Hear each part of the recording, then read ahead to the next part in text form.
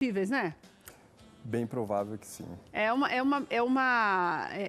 meio que equiparado. E hoje as pessoas também, pelo esclarecimento, acabam, quando se sentem lesadas, a denunciar mais, né, doutor?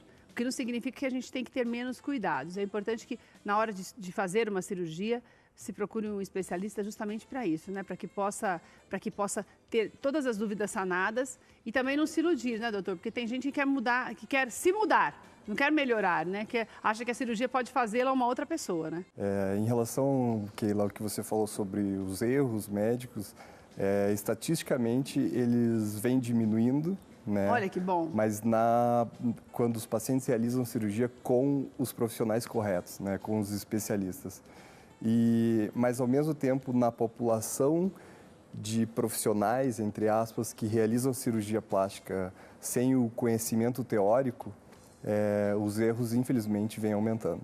Então, por isso que o mais importante é que quando você for fazer uma cirurgia plástica, você se atenha ao profissional. Não custa nada pesquisar, né, doutor? Claro. Os conselhos regionais de medicina estão aí para isso, né? Exato. Para atenderem mesmo ao paciente, para que você saiba o profissional que você está contratando para fazer aquilo que você deseja. Doutor, você sabe que as dúvidas são imensas, né? Porque como cresce muito o mercado de cirurgia plástica, todo mundo quer saber várias coisas. E a gente tem algumas perguntas das ruas também que eu quero que você responda. Okay. Vamos para o primeiro povo pergunta, por favor.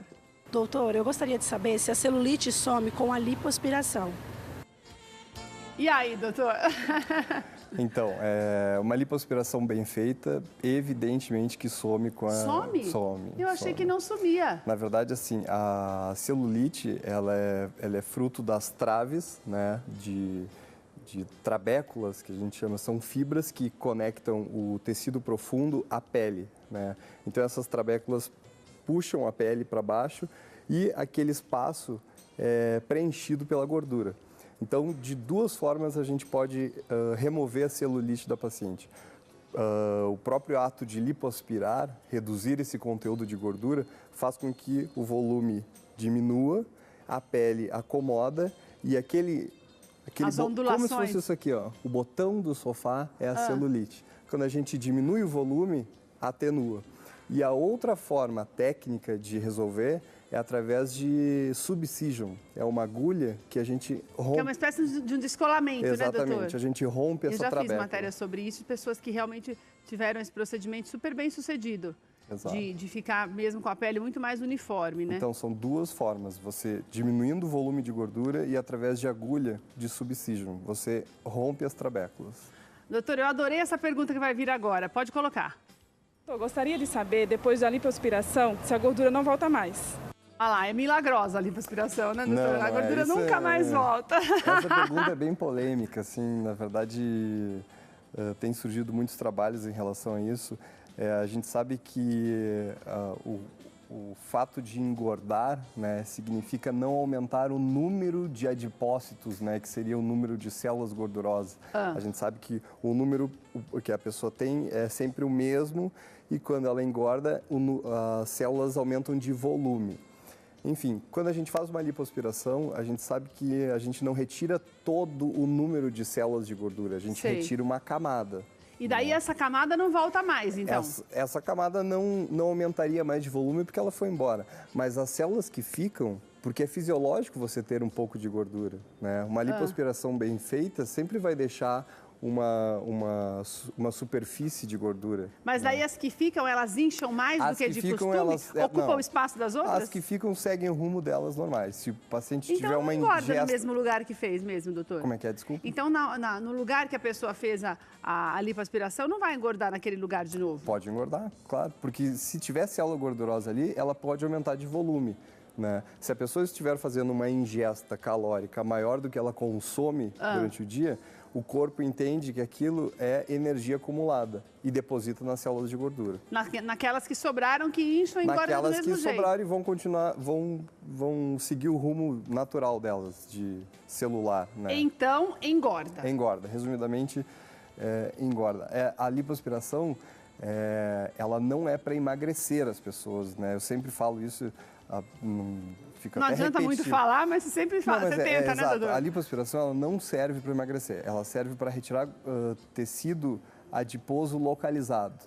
O corpo, através de um exercício, ele não entende que a perda de volume corporal tem que ter um objetivo estético. O corpo entende como vida e função, manutenção de vida e função. É quase que como você usar o benefício da lipo, a utilidade dela é você tirar aquilo que sobra depois de você já ter feito tudo. Os exercícios, não sei o quê, daí tem o pneuzinho. Um bom exemplo é assim, Keila, a adiposidade nos flancos, né? A cartucheira que os pacientes falam, enfim.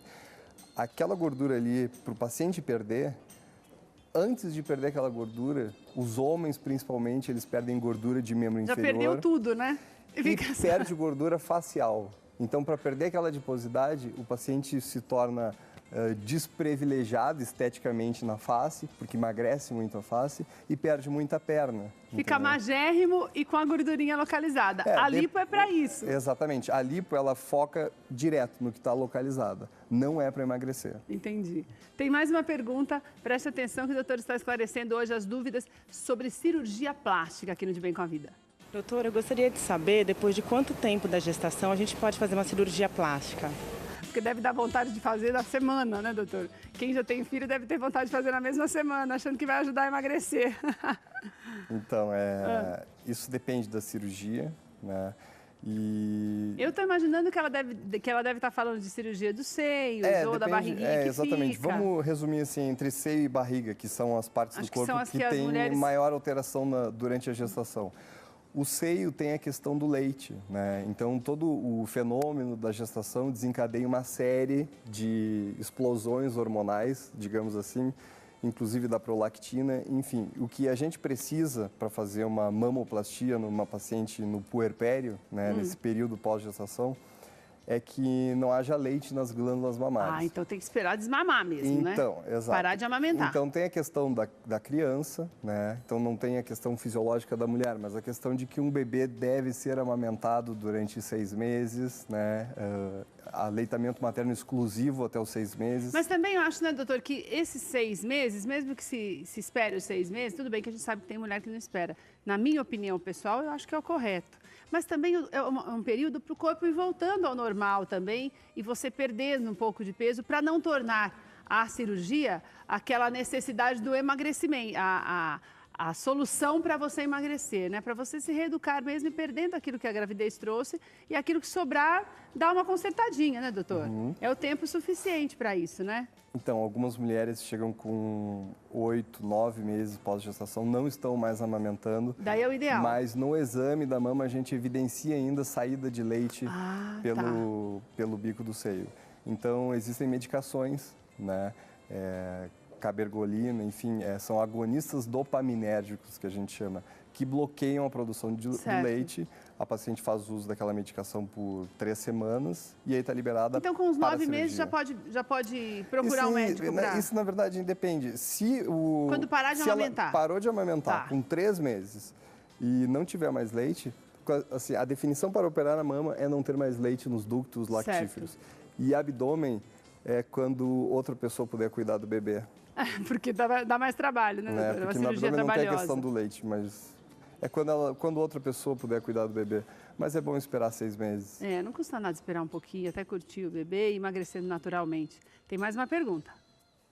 Eu queria saber de quanto em quanto tempo a prótese tem que ser trocada.